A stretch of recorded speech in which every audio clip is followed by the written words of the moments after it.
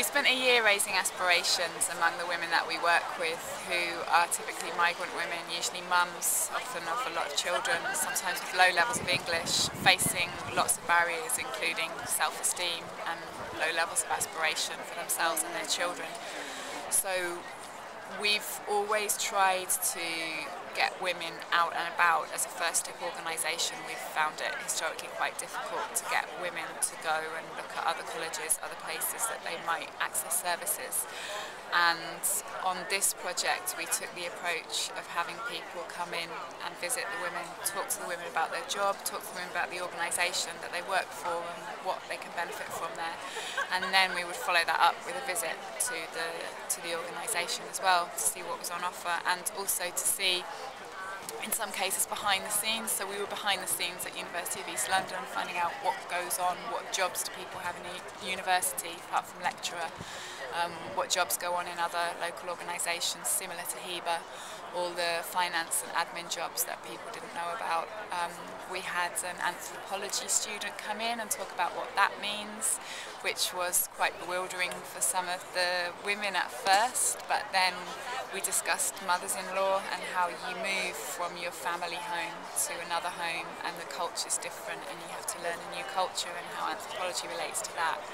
And one of the women in particular, Shlima, started getting quite excited. This was actually a subject that people could study at university because her understanding of university was just English, maths, science, and that's something that she's actually really good at and really talented in and could possibly study in the future when her youngest goes to school.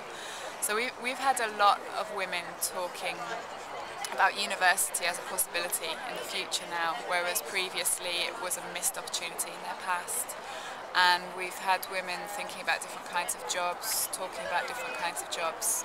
We've had more access to our conversation class, which is run by Deutsche Bank volunteers, which most of the women who come to HEBA were too shy to access before. But now you can see about 15 women sat around this suited volunteer from Deutsche Bank on a Tuesday lunchtime having a chat.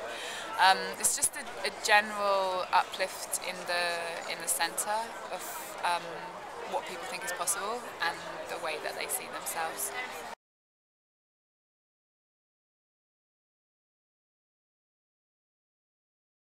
Okay, so we had £24,000 from the Equality and Diversity Fund, and we've used it to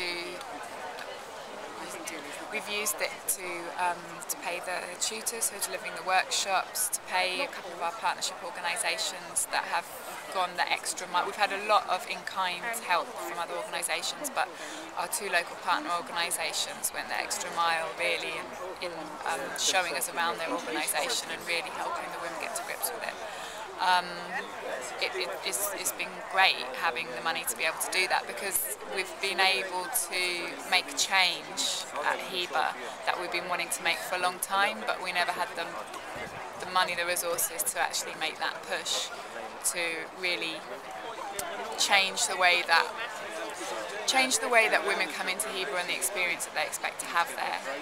It's a more challenging environment, I would say. We're still accessible, we haven't lost that, but it's a more challenging environment that people are coming into.